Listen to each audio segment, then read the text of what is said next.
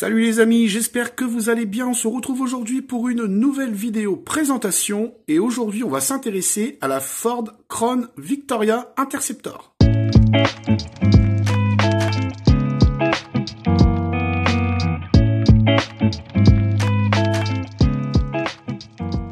Qui dit nouvelle vidéo présentation de miniature dit forcément nouveau modèle. Aujourd'hui, je vous propose cette vidéo qui concernera la Ford Crown Victoria Interceptor à l'échelle 1/18e de chez Greenlight. Appelée aussi Crown Vic, la Crown Victoria est une berline américaine produite en 4 générations depuis 1955 jusqu'à 2011. On aura évidemment plusieurs variantes de ce modèle, dont des taxis, des voitures de police et des berlines civiles. Ces voitures seront équipées d'un moteur V8 essence sous différentes variantes. La Crown Victoria sera la voiture qui allie puissance et confort pour la famille comme pour les brigands.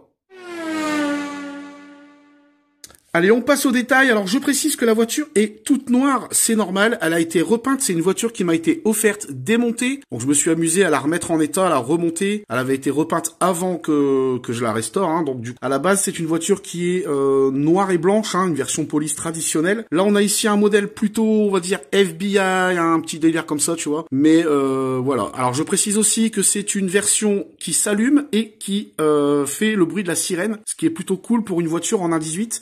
Une voiture qui est hors norme hein, de sa taille, quand on la compare à une autre 1.18, je vous ferai un petit comparatif tout à l'heure. Ce qu'on peut remarquer directement à l'avant, bah, c'est la calandre hein, typique des Crown Victoria de cette époque, avec le logo Ford, les phares, donc les phares dotés de petites LED, le pare-choc qui lui est franchement très réussi. On a un capot qui est relativement long avec un pare-brise de très bonne facture, franchement le pare-brise est très propre, j'aime bien ce plastique, ça change un petit peu de ce qu'on voit d'habitude. Sur le toit, on peut apercevoir les gyrophares, donc les gyrophares pareil, ils clignotent. Côté profil, ben pas grand chose à dire, hein. La voiture est relativement en bon état, il y a des détails quand même un peu partout au niveau des lignes de la voiture, du pare-choc, des jantes. Donc on a ici les jantes d'origine de la Crown Victoria. C'est une voiture qui avait été aussi retapée hein, un peu avec des jantes alu, enfin des jantes à bâton, etc. J'ai essayé de tout refaire comme à l'époque. J'ai quand même réussi, j'avais toutes les pièces donc j'ai eu pas mal de chance. À l'arrière, on remarquera qu'on a un contour gris mais pas à l'avant, donc ça c'est pareil, c'est quand ça a été repeint, donc je me hâte à soit peindre l'arrière en noir, soit peindre le contour à l'avant de la même couleur. À l'arrière, on peut voir du coup l'autre côté des gyrophares qui est plutôt bien détaillé aussi. Par contre, là, ça s'allume pas. On a le petit feu stop qui est quand même à sa place et très bien détaillé. On a un coffre assez large avec la plaque avec des petits éclairages et les feux stop.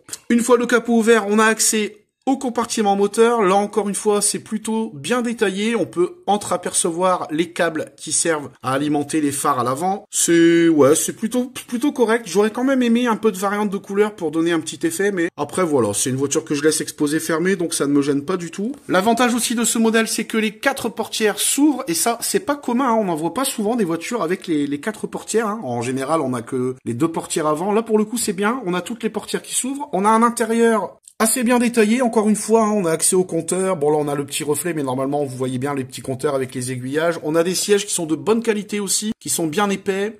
On a sur la console centrale, on peut apercevoir la radio pour la police, hein, pour les policiers, ça c'est cool. Et à l'arrière, pareil, on a de la place. Franchement, c'est plutôt sympa. Donc ouais, franchement, niveau ouvrant, on est quand même gâté. Donc le coffre, une fois ouvert, c'est un peu comme ça que ça se passe. Normalement, je pense qu'il y a une fixation, mais moi je l'ai eu tel quel. Donc je vais quand même vous montrer un petit peu comment ça fonctionne. Si jamais vous avez des idées ou envie de faire, d'allumer vos voitures. Vous avez le petit circuit imprimé avec les LED et vous avez tout le câblage qui est ici à l'intérieur. Donc voilà, hein, c'est vraiment fait à la va-vite. Hein, j'ai pas... je pense que j'avais pas toutes les pièces nécessaires pour vraiment la terminer à 100%. Voici avec les gyrophares allumés. Donc comme vous le voyez, vous avez les feux avant qui vont clignoter ainsi que les clignotants. Vous allez avoir également le gyrophare qui va s'allumer aussi. Il y a 2 modes hein, de lumière. Il y a les lumières sans le son et les lumières avec le son. Et à l'arrière, c'est pareil. Vous avez les feux de plaque. Enfin, si on peut appeler ça des feux de plaque. Et vous avez les feux stop qui clignotent également.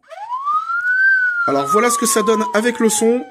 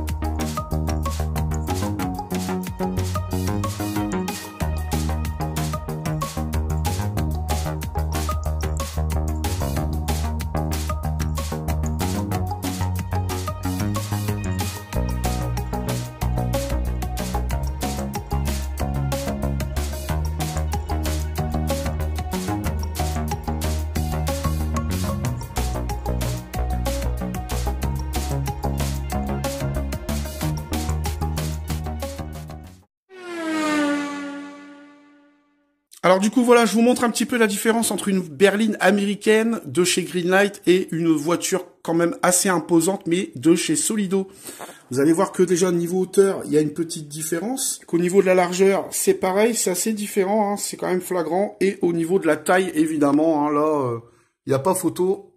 C'est beaucoup plus grand pour une Ford Crown Victoria que pour, par exemple, une Omega. Côté apparition, les amis, bah évidemment, c'est une voiture qui est ultra populaire aux États-Unis, donc c'est une voiture qu'on aura pu voir dans beaucoup de films et de séries télé. On peut également retrouver cette magnifique voiture dans les jeux vidéo. Je donne deux exemples, Forza Horizon 5 par exemple, et Need for Speed Unbound. On va passer aux notes les amis et on va commencer par l'état général de la voiture. Donc je lui donne la note de 7 sur 10 pour la peinture et j'avais envie de mettre 6 mais franchement quand je vois l'engin et quand je vois les détails et l'état général de la voiture, je pense que 7 sur 10 c'est plutôt pas mal du tout. Pour les détails justement, on va lui donner la note de 10 sur 10. C'est une voiture qui est ultra bien détaillée. Je lui aurais même mis 11 sur 10 si elle était d'origine avec les stickers, ça aurait rendu vachement bien. Je pense qu'un jour je m'y mettrai et que je la remettrai d'origine. Pour le prix, bah pour le coup ça va piquer un petit peu hein, puisque neuf on la trouve entre 80 et 120 € selon le modèle. Il y a plusieurs variantes de la Crown Victoria, que ce soit un taxi, que ce soit la version police. D'ailleurs, des versions police, il y en a plusieurs. Il y a aussi les versions shérif, etc. Et pour de l'occasion, on va être aux alentours de 60 à 80 € si on a de la chance, parce qu'en général, les voitures de chez Greenlight en 1.18 avec une telle finition se vendent à l'occasion au prix du neuf. Pour la rareté, je lui donnerai quand même la note de 7 sur 10. C'est pas une voiture qu'on trouve nulle part, mais c'est pas si simple de trouver d'occasion. Moi, franchement, j'estime que j'ai eu de la chance, puisqu'on me l'a offerte, mais je pense que je l'aurais peut-être pas acheté forcément d'occasion quand je vois le prix actuel. Voilà les amis, c'est la fin de cette vidéo. J'espère qu'elle vous a plu. Si c'est le cas, n'hésitez pas à laisser le petit like qui fait toujours plaisir, à me laisser un petit commentaire pour me dire ce que vous en pensez et à vous abonner si le contenu vous a plu. Quant à moi, je vous retrouve très bientôt pour une prochaine vidéo. C'était Sebi. Ciao ciao les filles, bye bye. Ciao ciao.